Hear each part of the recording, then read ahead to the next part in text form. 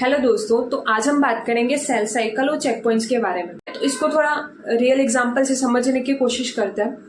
Life की जैसे cycle चलती है, यानी जिसमें डिफरेंट स्टेजेस आते हैं। पहले बेबी का जन्म होता है, तो जन्म होने के बाद बाल्यावस्था, फिर किशोरावस्था, देन वृद्धावस्था, फिर डेथ हो जाती है। डेथ होने के बाद में वापस कहीं उसका जन्म भी होता है।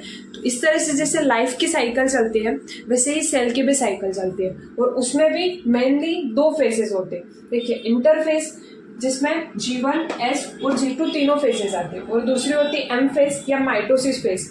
अगर मैं बात करूँ एक टिपिकल ह्यूमन सेल कितना ड्यूरेशन होता है सेल साइकिल का, तो 24 आवर का। ठीक है, अलग अलग ऑर्गेनिज्म में ये वेराई करता है, जिसमें इंटरफेज ही होती है 23 घंटे की, बाकी 1 आवर की होती है माइटोसिस फेज। तो देखिए, जैसे ही सेल एंटर करते हैं अपने साइकिल में, तो सबसे पहली फेज आती है G1 फेज। जैसे बाल्यावस्था होती है ना, तो वह भी बच्चा धीरे धीरे क्या होता है, सीख रहा होता है। उसको सीखने के लिए मेंटोर चाहिए, यानी कि पेरेंट्स होते हैं, उसका आसपास का एनवायरमेंट जो होता है उससे वो सीखता है। तो यहाँ पर सेम चीज़ है, यहाँ पर शुरुआत हो रही होती है आगे बढ़ने की। तो इसको इनिशियल फेज कहते हैं। यहाँ पर सेल ऑर्गेनल्स बनने लगते हैं, कुछ प्रोटीन जैसे हिस्टोन प्रोटीन्स होते हैं तो उनका फॉर्मेशन होने लगता है। ठीक है, तो ये शुरुआती फेज है। इसके बाद में सेल अपनी जैसे नेक्स्ट स्टेप में जाती है एस फेज या सिंथेसिस फेज। यहाँ पर क्या होता है, सिंथेसिस। जैसे लाइफ में क्या होता है, अब जैसे बाल्यावस्था में धीरे धीरे सीखता है, तो उसको धीरे धीरे वो अप्लाई करने की कोशिश करेगा एक बच्चा, जिसको किशोरावस्था कहते हैं। एडल्ट है अभी, ठीक है, सीख रहा है, सीख गया वो। तो यहाँ पर सिंथेसिस फेज है, तो डीएनए की सिंथेसिस यहाँ पर हो गई सारे प्रोटीन्स की मदद से और वैसे। ठीक है, जैसे सिंथेसिस हो गई, अब नेक्स्ट फेज आती है G2 फेज, गेप 2 फेज या ग्रोथ फेज। अब यहाँ पर उसको नेक्स्ट स्टेप में जाने की कोशिश करनी होती है, यानी कि M फेज में उसको डिवाइड करने की तैयारी करनी होती है। यानी एक बच्चा जब बड़ा हो गया, एडल्ट हो गया है, तो अब उसको नेक्स्ट जनरेशन बढ़ाने के लिए शादी और ये सारे फैक्टर आ जाते हैं।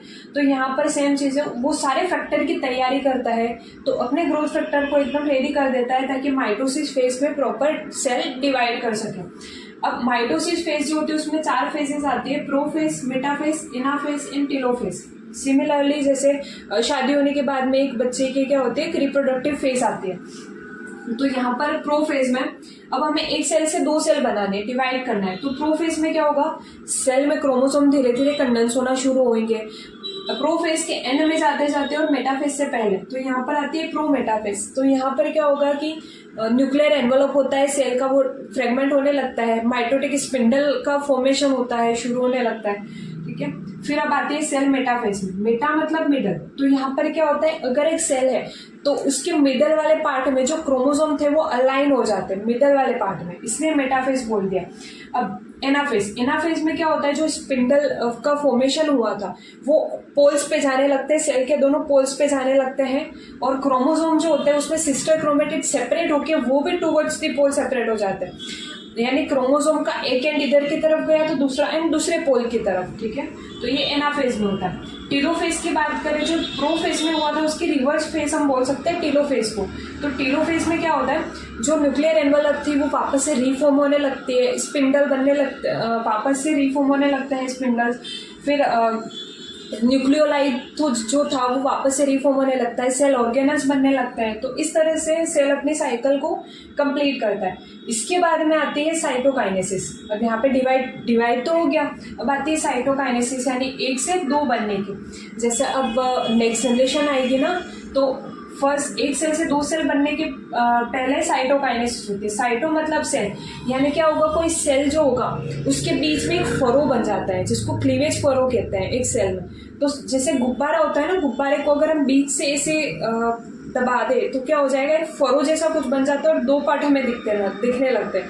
तो इसी को हम क्या बोलते हैं, क्लीवेज फरो, जिसकी वजह से 2 सेल जो होती है वो फिर अलग हो जाएंगी साइटोकाइनेसिस होने के बाद में। तो एक सेल से यहाँ पर 2 सेल बन गए। यही तो सेल साइकिल का मोटो था। अब चेक पॉइंट्स यहाँ पे क्या काम करेंगे कि जो भी सेल्स यहाँ पर आती है साइकिल में एंटर करते हैं, क्या वो प्रॉपरली डिवाइड हो रही है, क्या वो हेल्दी सेल है या नहीं। तो चेक पॉइंट्स ये अश्योर करते हैं कि सेल्स जो है वो प्रॉपर डिवाइड हो रही है या नहीं हो रही है, कि उसका जो ग्रोथ है वो प्रॉपर कंप्लीट हुआ है या नहीं हुआ। अगर कुछ डैमेज है तो वो रोक देगा, सेल साइकिल को कंप्लीट नहीं होने देगा उस सेल की। तो इस तरह से अगर मान लो कोई नॉन डिवाइडिंग सेल है तो वो G0 फेज में चली जाती है। तो यहाँ से वो सेल जो होगी वो टर्मिनली डिफरेंशिएटेड हो जाती है, यानी डिवाइड करना आप बंद कर देगी। ठीक है, G0 फेज क्या होती है, तो इसको क्विसेंट फेज कहते हैं या रेस्टिंग फेज कहते हैं, जो कि हम बोल सकते हैं कि इंटरफेज का ही एक एक्सटेंडेड फॉर्म है। ठीक है, तो नॉन डिवाइडिंग सेल जो है वो सेल साइकिल से एग्जिट कर जाएंगे। अब ये कौन अश्योर करता है कि ग्रोथ सेल की कंप्लीट हुई है या नहीं हुई है, सेल में कोई डैमेज तो नहीं है, तो उसके लिए आते हैं मेनली यहाँ पर सेल के पास में 3 चेक पॉइंट्स होते हैं, G1, G2 और M, जिसको मेटाफेज चेक पॉइंट भी बोलते हैं। G1 होता है G1 और S के बीच में, ये चेक पॉइंट ये अश्योर करेगा कि प्रॉपर फॉर्मेशन हुआ है या नहीं हुआ है, क्या जो सेल है वो रेप्लिकेशन के लिए रेडी है या नहीं। ठीक है, इसके बाद में आता है G2 चेक पॉइंट, जो कि होता है S फेज के एंड में और G2 के अर्ली में। तो यहाँ पर ये चेक करेगा कि डीएनए कहीं डैमेज तो नहीं है, डीएनए का रेप्लिकेशन प्रॉपर हुआ है या नहीं हुआ है। इसके बाद में आता है एम या मेटाफेज, जो कि मेटाफेज पे होता है ये चेक पॉइंट। ठीक है, अब मेटाफेज में ये अश्योर करेगा कि सेल प्रॉपरली डिवाइड करने के लिए रेडी है या नहीं हुई। ठीक है, कि क्रोमोसोम जो है वो प्रॉपरली मिडल पे अलाइन हुआ है या नहीं हुई है सेल के। ठीक है, ये अश्योर करता है। फिर सारा अश्योर कंप्लीट हो जाता है, उसके बाद में अगर सेल हेल्दी है तो उसका सेल साइकिल कंप्लीट हो जाएगा और सेल डिवाइड कर जाएगी, एक सेल से 2 सेल बन जाएगी।